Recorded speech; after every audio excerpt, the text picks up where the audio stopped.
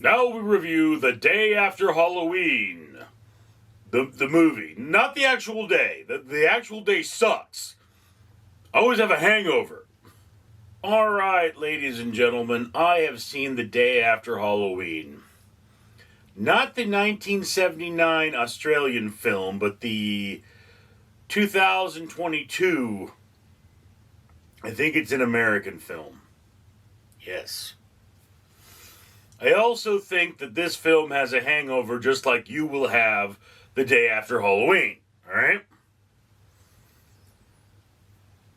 But, this dude wakes up to find his best friend in his house because he had a party and a dead chick.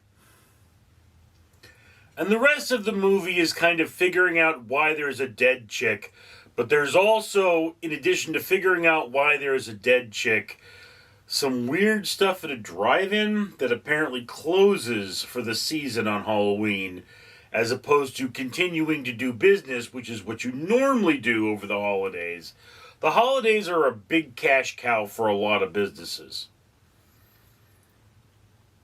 Anyway, so, the day after Halloween, this dude wakes up and he finds his best friend, a torso, and the best friend is like, "Nah, we gotta hide this dead body here. If we don't hide this dead body, you're gonna get in trouble." So yeah, hilarity ensues. It's kind of a comedy. And this is not a well-made movie. This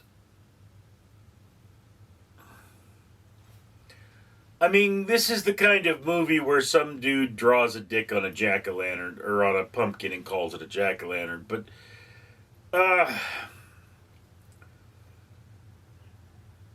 don't laugh at anything, so it's probably a lot funnier to the rest of you than it is to me. But it feels like an amateur movie. There are some reasonable quality scenes in there, but it has an amateur kind of a look to it. And the scenes at the drive-thru, it's like that could have been cut out entirely, and there still would have been the same storyline pretty much, except for the fact that they probably didn't have enough movie to go around, which is why they're there. So yeah. Weird little film. I couldn't get a hold of the 1979 film, which is also, I think, called Snapshot or something. But anything I really say at this point is going to be a spoiler. So,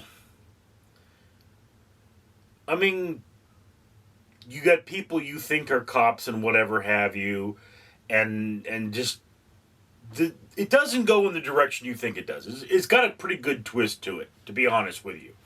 Like, the twist to this thing is pretty awesome. It's not like, oh my god, awesome, but, were it not for the twist, I would say it depends on who you are.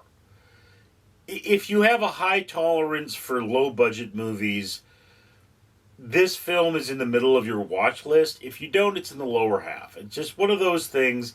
Like, yeah, I recognize there's a lot of cool things about this film, but I also recognize the fact that it's really not for everyone. In general, horror films are not for everyone. So, yeah, it's going to be from the middle to the lower half of your watch list because of just, it's kind of out there. It's a bit of a brain bender, which is something that's really cool about this movie. But I just don't think everyone's going to have the brain to appreciate it, is kind of the problem there. It's one of those sort of weird things about this film. But yeah, like I say, I enjoyed this movie. Thought it was a little slow. But I don't laugh at anything. That's I like comedies because of their speed.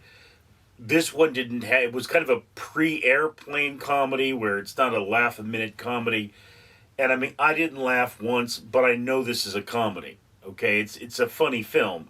It's the deadpan humor of The Naked Gun, but it's not the Leslie Nielsen, it's the Liam Neeson Naked Gun. You know what I mean? So yeah. Funny enough film, I guess. Anyway, just my opinion. Love to hear yours. Comments below. I'm Richard. Greetings, humanity. I'm Randall the Rat, and I'm here to remind you that, well, you should probably comment, like, and subscribe now. And why? Well, the world isn't all that great, and Random Street Theater here is trying to change it. We do things like have trash removed from the ocean, pay for trees to be planted, and even feed orphans. And you can help. You can comment, like, and subscribe, and it's free. When you think about it, if you don't do those things, well, what are you saying? Are you saying you don't care about the ocean and trees and even orphans? Well, sounds like you're a bad human. And you have a delicious face.